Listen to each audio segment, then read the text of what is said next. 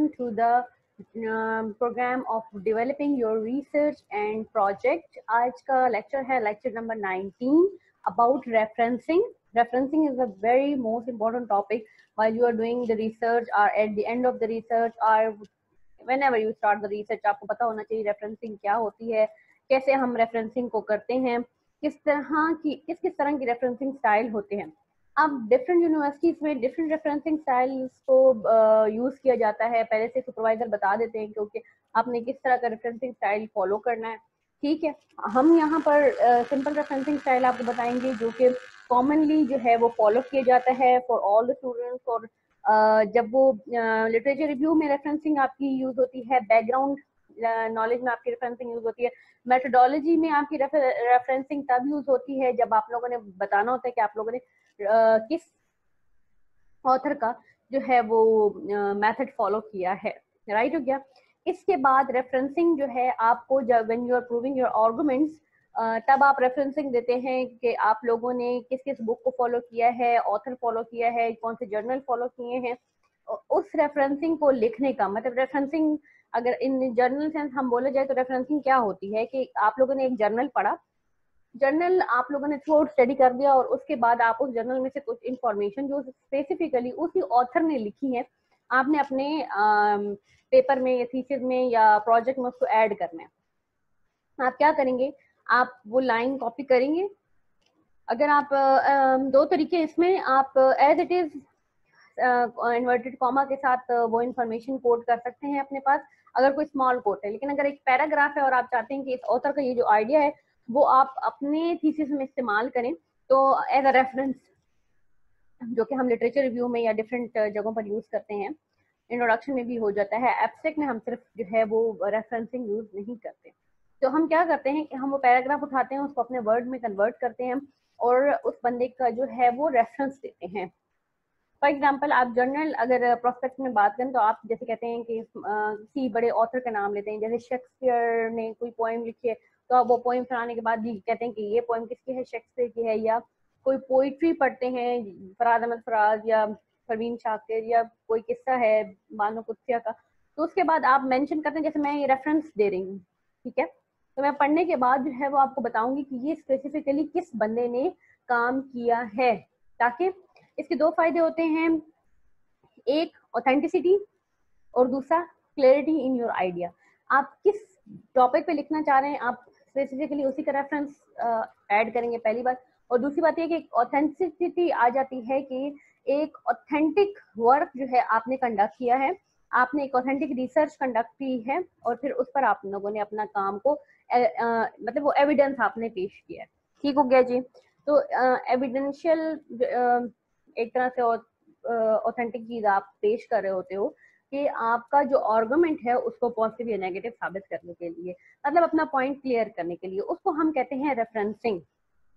अब for example हम इसकी डिटेल में पढ़ेंगे, सारा हम पढ़ेंगे पीपीटी में कि कैसे हम रेफरेंसिंग करते हैं, किस किस तरह की रेफरेंसिंग होती है, कब करनी चाहिए रेफरेंसिंग. मैं एक स्मॉल आइडिया दे रही हूँ आपको. अब हम क्या करते हैं, एक जर्नल हमने पढ़ लिया, हमें एक पैराग्राफ पसंद आया कि जो कि पूरा एविडेंस दे रहा है फॉर आवर आइडिया और अबाउट अवर टॉपिक, और जो पॉइंट हम एक्सप्लेन करना चाह रहे हैं मेथोडोलॉजी में उसको वो बहुत अच्छी तरह एक्सप्लेन करें. तो हम चाहते हैं कि हम इसको अपने अल्फाज में कन्वर्ट करके लिखें, बट रेफरेंस करें कि इस बंदे ने इसको भी रिसर्च की है, इस बंदे ने भी इसको, ताकि अगर कोई पढ़ना चाहे ना उनका भी article related to your article. क्योंकि अगर एक बंदे ने रेफरेंसेस दे दिए तो वो क्या करेगा, जाकर पहले पढ़ेगा, आपके रेफरेंस को पढ़ेगा कि अच्छा क्या ये ऑथेंटिक रेफरेंस है या नहीं है, क्या ये फॉल्स नॉलेज को तो नहीं यहाँ पर कंडक्ट कर रहा. तो रेफरेंसिंग क्या हो जाती है, एक तरह का सबूत भी हो जाती है कि आपने जो काम किया है वो सही है. अब आप आर्टिकल पढ़ लिया, आपने एक पैराग्राफ चूज कर लिया, उसको अपने अल्फाज में लिख लिया, उसके बाद आप नीचे उसका आर्टिकल के ऑथर का नेम प्लस वो आर्टिकल कब पब्लिश हुआ उसका डेट वो आप इसमें ऐड कर देते हैं. और उसको लिखने का एक सीक्वेंस होता है. लिखने के सीक्वेंस में क्या होता है, मतलब जो चीजें आपने नोट करनी है वो भी हम देखेंगे, इस कंडक्ट करेंगे आपके प्रेजेंटेशन में कि कैसे कैसे कौन कौन सी चीजें जो हैं वाइल राइटिंग और while reading your article, reference article, तो कौन कौन सी चीजें आपको नोट डाउन करनी है, वो बड़ा जरूरी है कि आप उसको माइंड में रखें, वो लिस्ट बना कर रखें। कोई भी आर्टिकल पढ़ें, आपको पसंद आता है लफ्ज, कोई भी सेंटेंस आपको पसंद आता है, उसको कॉपी करें, अपने पास सेव करें, उसको अपने अल्फाज में कन्वर्ट करें, और एक टेबल है यहाँ पर, आपने वो चीजें अपने पास नोट डाउन करके रखनी है कि जब आप फाइनल में एंड में आकर रेफरेंसिंग होती है, जैसे now we are going almost in the end, तो आपने क्या करना है, एंड में आकर उसकी रेफरेंसिंग करनी होती है कि कौन सी चीज आपने कहाँ कहाँ से उठाई है। साथ साथ भी कर लेते हैं, लेकिन कुछ लोग, मोस्टली लोग एंड में रेफरेंसिंग करते हैं कि जहां जहां से उन्होंने वो आर्टिकल्स लिए होते हैं उसको वो रेफरेंस ऐड कर देते हैं। ओके, चलें जी, moving towards our PPT.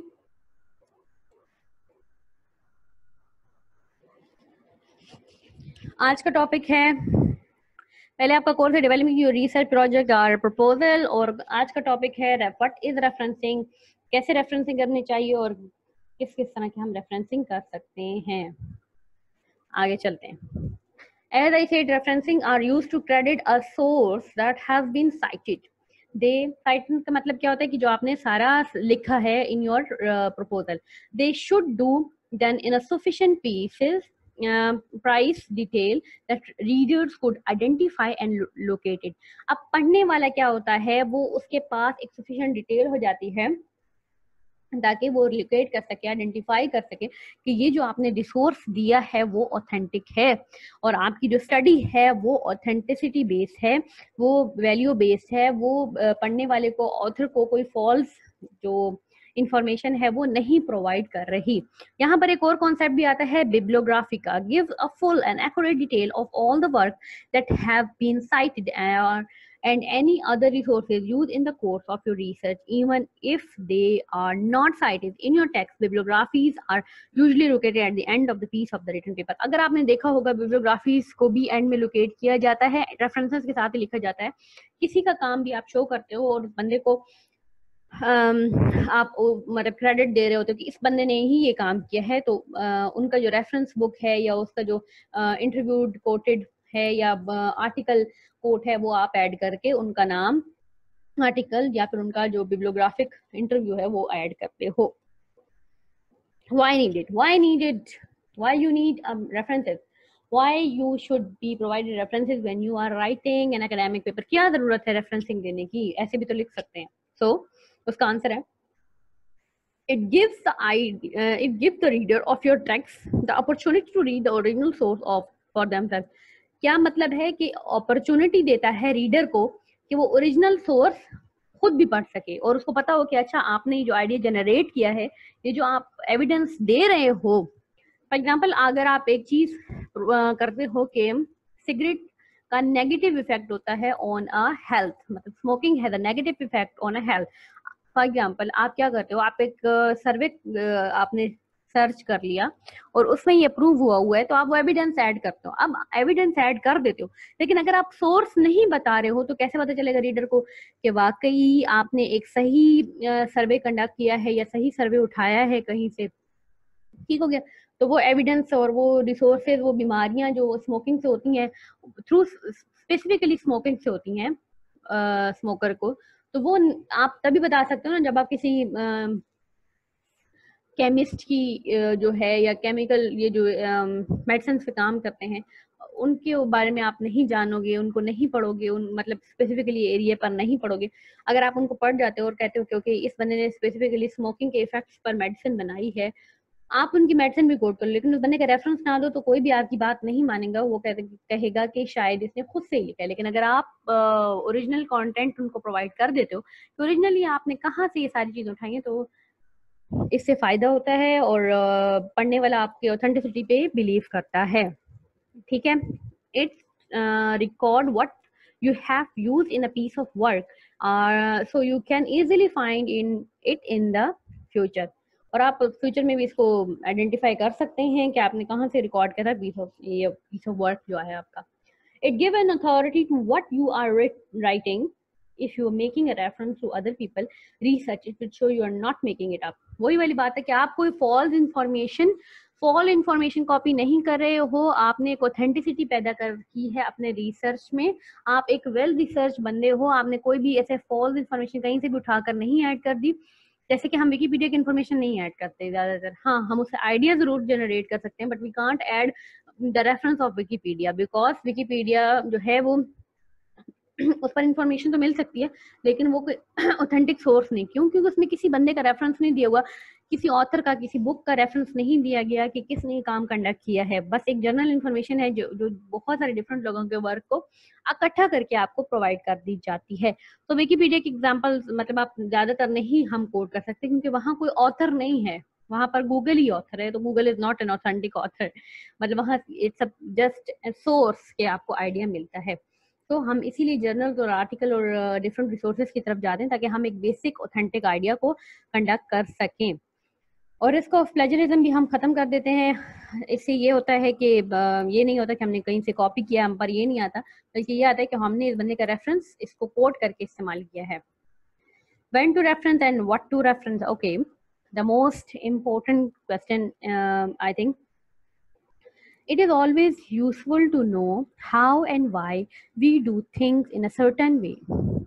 But as with mathematics or engineering, we do not always have to do things by hand now, and we have software that takes some of our hard work out of the task. पहले मैं इसको read करूंगी, फिर मैं आपको इसका certain idea जो है, सेंट्रल आइडिया, वो आपको बता दूंगा.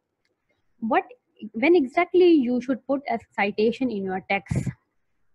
अच्छा, फर्स्ट पॉइंट में ये था कि आप लोगों ने जो मैथमेटिक्स या इंजीनियरिंग पढ़ते हैं उनका जो काम होता है वो सर्टन हैंड से होता है। मतलब क्या है इसका कि वो ऑलरेडी काम जनरेट हुआ होता है। इसके लिए आपको थोड़ा सा हार्ड वर्क करना होता है कि आपको एक नया आइडिया को जनरेशन के लिए या किसी भी चीज़ को प्रूफ करने के लिए आपको थ्रू आउट जो है वो मैथ्स की तरफ ही जाना होता है, किसी बड़े मैथमेटिशियंस को पढ़ना होता है, फिर उसके ऊपर काम करना होता है, और आपको नया आइडिया जनरेट करने में थोड़ा सा टाइम लगता है, ठीक है, क्योंकि एक एनालिटिकल ये तरफ चला जाता है, ठीक है। सो इसके लिए थोड़ा सा कह रहे हैं कि हम आपको हार्ड वर्क के रेफरेंस की जरूरत होती है, मतलब आपको रेफरेंस जो है वो स्ट्रांगली यूज करना पड़ता है। अगर साइटेशन हम एग्जैक्टली कैसे करते हैं, any time you quote paragraphs are taken an idea, facts or theory from another author, you should reference them. जब भी कोई आप आइडिया कोट करते हो, आप पैराग्राफ कोट करते हो किसी के दूसरे के थ्योरी से, किसी के दूसरे के आइडिया को यानी कि आप कॉपी करो, तो आपने उसको रेफरेंस करना ही करना है। और rule of if in doubt reference is usefully one of the employ, if someone or something has influence your thinking and argument in any way you must acknowledge it. मतलब आपने क्या करना है कि अगर आपको कोई भी आइडिया है, कोई भी रेफरेंस है, कोई भी चीज है जो आपको आपने कहीं से कॉपी की है, तो आपने उस बंदे को एक्नॉलेज जरूर करना है कि I am using your influence, your thinking. जैसे आपका मेंटोर होते हैं तो आप उनको हमेशा बताते हो कि you are my mentor.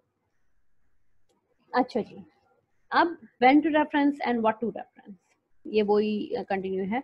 When you have quoted directly from someone's work, जाहिर सी बात है कि आप डायरेक्टली कोट कर लेते हो, आप क्या करते हो कि इन्वर्टेड कॉमर्स यूज करते हो और उसका कोड सेम टू सेम आप कॉपी कर लेते हो। Hard work is the key of success, जैसी ये एक लाइन है, इसको हम इन्वर्टेड कॉमा में लिखते हैं और इन्वर्टेड कॉमा में लिखते हैं और उस बंदे का रेफरेंस देते हैं जिन्होंने ये वर्ड पहले सबसे पहले जो है हमारे लिए जनरेट किया था या फ्रेज जनरेट किया था। फॉर एग्जांपल अगर हम कोट करते हैं कायदे आज़म का जो कोट है, यूनिटी फेथ डिसिप्लिन, तो हम क्या करेंगे, हम लिखेंगे कायदे आज़म और जब उन्होंने वो बोला वो डेट, ठीक है, अगर किसी कॉन्फ्रेंस में बोला तो उस कॉन्फ्रेंस का रेफरेंस देंगे एंड देन डेट के साथ उसको मेंशन करके हम ये लिख देंगे। तो दिस इज कॉल्ड रेफरेंसिंग। हम अपना आइडिया तो नहीं कह रहे ना, हम किसी और की बात करें, तो हमें वो उसको एक्नॉलेज करना ज्यादा जरूरी है।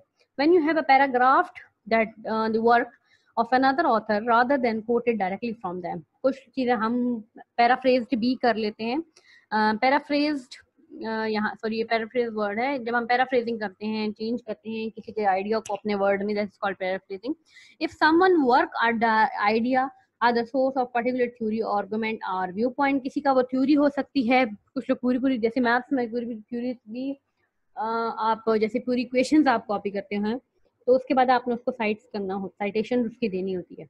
When you have use a specific information, for example वही स्टेट एंड केस स्टडी, आप पूरी केस स्टडी होती है जो किसी शख्स ने जनरेट की होती है, आप पहले वो लिख देते हो, उसके बाद आप अपना पॉइंट ऑफ व्यू उस पर बताते हो कि इस केस स्टडी के बारे में आप क्या सोचते हैं according to your background knowledge. When you have use something as a background reading but still it is influenced by the thinking of the piece of paper, और आपका काम है, लेकिन आपने बैकग्राउंड रीडिंग के लिए कुछ या बैकग्राउंड राइटिंग के लिए कुछ पीस ऑफ पेपर या एविडेंस इकट्ठे किए हैं, तो you should have an idea of it for acknowledgement.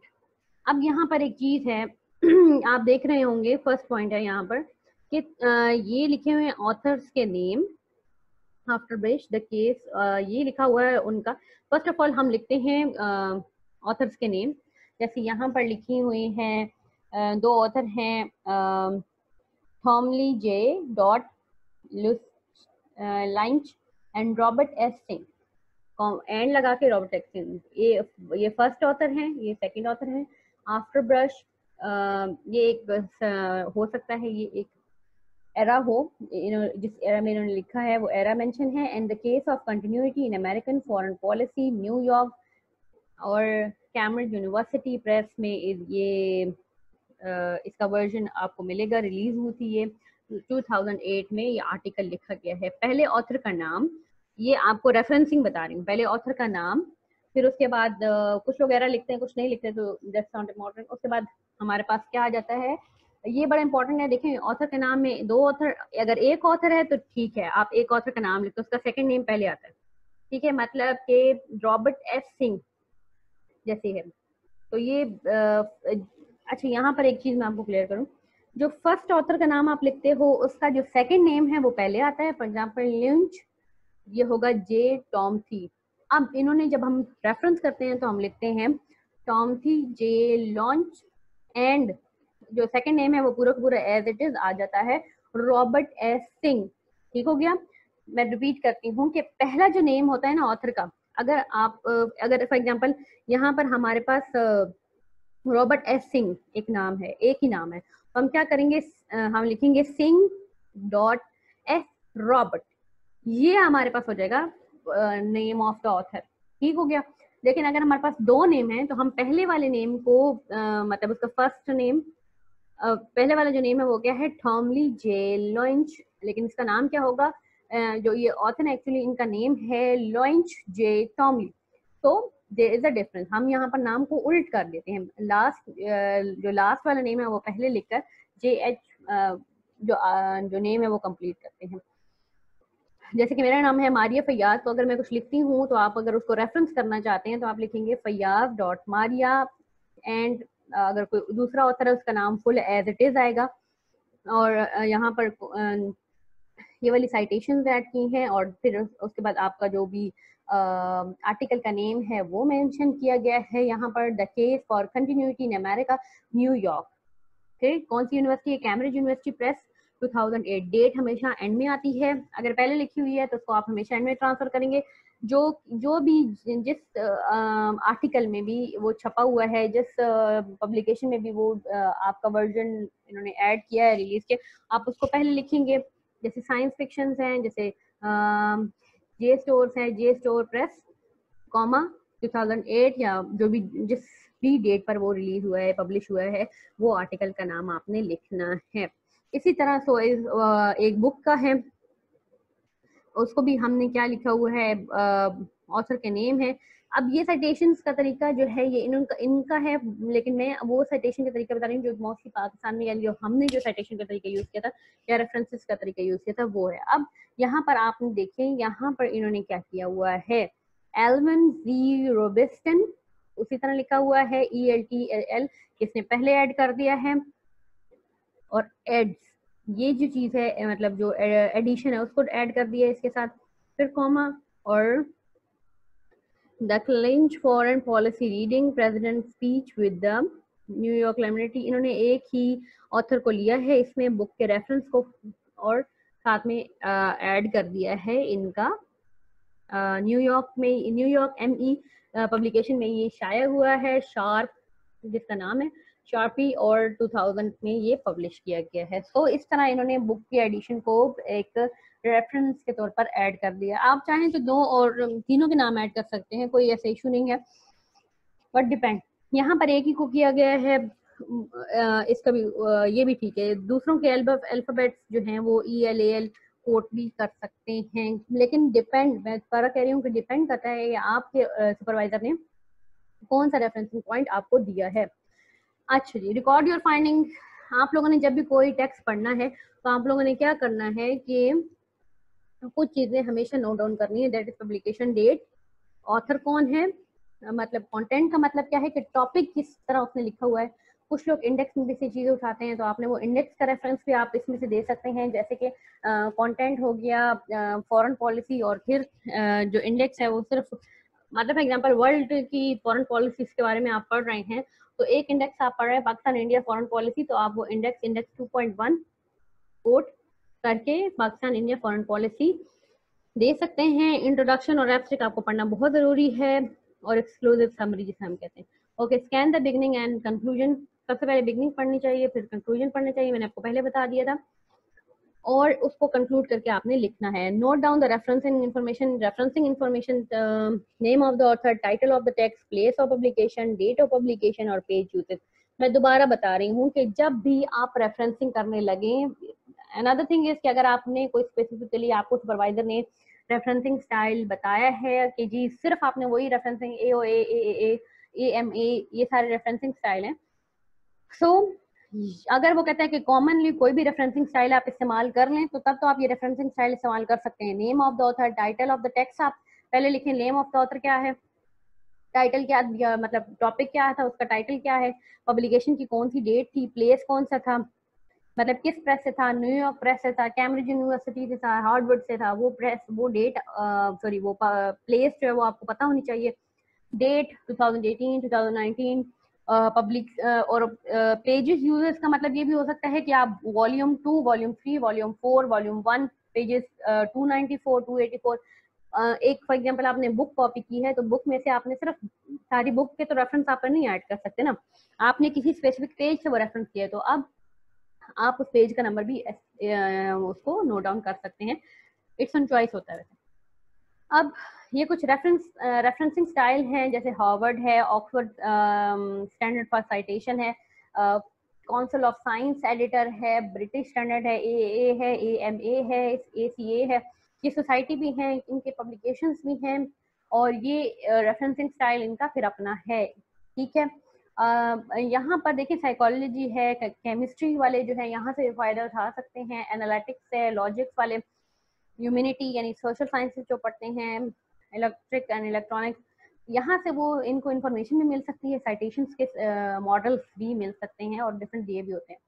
अब वीकेंड टास्क आपका ये है कि आपने एंड नोट, मेंडले और रेफ में, ये एक साइटेशन साइट्स हैं, इनको देखना है, इनके यूट्यूब चैनल्स भी हैं, और for the better more ideas कि आपको हेल्प आउट भी कर सकते हैं।